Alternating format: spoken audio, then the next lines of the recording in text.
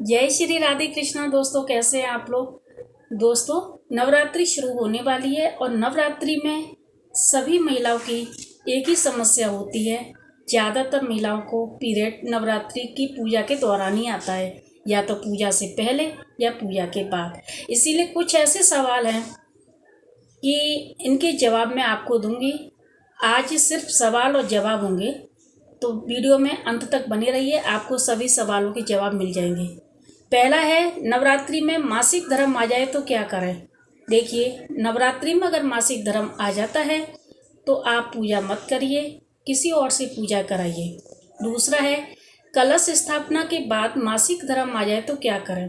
देखिए, अगर आपने कलश स्थापना कर ली है तो आप पूजा मत करिए, और किसी और से ये भी पूजा करवा सकती हो, लेकिन आपने पूरी तैयारी करी, माता रानी के लिए पूरी तैयारी करी, पूरी श्रद्धा भाव से तैयारी करी, लेकिन माता रानी ने आपकी परीक्षा ली है और आपको इस परीक्षा में पास होना है। आप 3 दिन बाद पूजा कर सकती हो।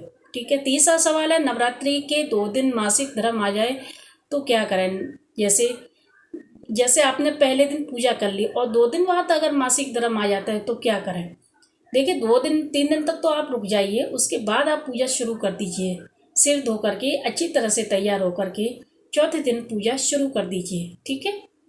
अब है 5वां सवाल, नवरात्रि के पहले दिन मामूली सा धब्बा आ जाए तो क्या पूजा कर सकते हैं।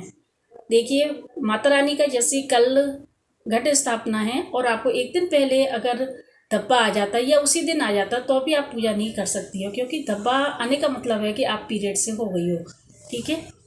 छठा है, नवरात्रि की पूजा की पूरी तैयारी कर ली और उसी दिन पूजा के बाद पीरियड आ जाए तो कितने दिन पूजा नहीं करें। अगर आपने तैयारी पूरी कर ली, पीरियड आ जाए तो आप 3 दिन के बाद पूजा नहीं करनी है, और 3 दिन के बाद आप आराम से पूजा कर सकती हो। 7वां है, नवरात्रि की पूजा की तैयारी के बाद, माता की चौकी लगाने के बाद, कलश रखने के बाद पीरियड आता है तो कौन पूजा करे।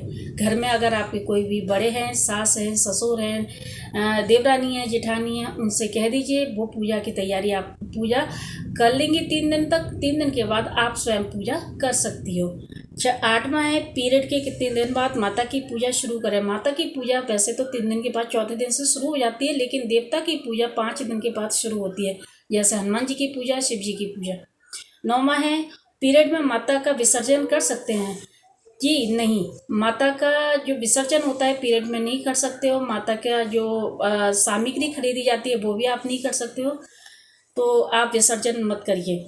10वां है, नवरात्रि में पीरियड आ जाए तो क्या पूजा पाठ, माता की स्तुति, भजन कीर्तन, व्रत, आज्ञारी, कलश स्थापना कर सकते हैं। देखिए, पीरियड में कोई भी काम नहीं करना है, सिर्फ नाम जाप के सिवा माता का नाम लेते रहें।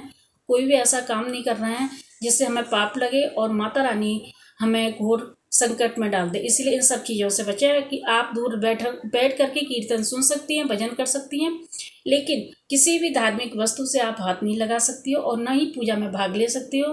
आप दूर बैठ के हाथ जोड़ करके माता रानी को प्रणाम करें और इसी में ही आपका भला है। 10वां है, नवरात्रि से 2 दिन पहले पीरियड आ जाए तो क्या माता की पूजा कर सकते हैं, घट स्थापना कर सकते हैं। देखिए, 2 दिन पहले अगर आ जाता है तो तीसरे दिन आप सिर धो करके आराम से माता की पूजा कर सकते हैं, घट स्थापना कर सकते हैं, पूरी तैयारी कर सकते हैं। माता रानी के जो जितनी भी पूजा होती है आप आराम से तीसरे दिन कोई बात नहीं कर सकते हो, सिर धो करके अच्छी तरह से तैयार होकर के पूजा पाठ कर सकते हो।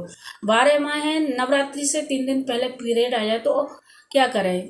बहुत अच्छी बात है, आप जैसे नवरात्रि के 3 दिन पहले आता है तो तब तक तो आप फ्री हो ही गई हो, तो आराम से निश्चिंत होकर पूजा पाठ आराम से कर सकती हो। घट स्थापना कर सकती हो, माता को प्रसाद बना सकती हो, माता की आज्ञारी कर सकती हो, भजन कीर्तन कर सकती हो, व्रत उपवास रख सकती हो। आप ये सारे काम कर सकते हो क्योंकि आप एकदम से शुद्ध हो चुकी हो। इसीलिए माता रानी का आशीर्वाद आप पर है और आप माता रानी की अच्छे से पूजा करिए, पूरे 9 दिन तक पूजा करिए, व्रत रखिए, क्योंकि माता रानी ने आपको 3 दिन पहले ही फ्री कर दिया है। अगर आपको मेरा वीडियो अच्छा लगा हो तो प्लीज़ इसे लाइक करें, सब्सक्राइब करें। जय श्री राधे कृष्णा, जय माता दी।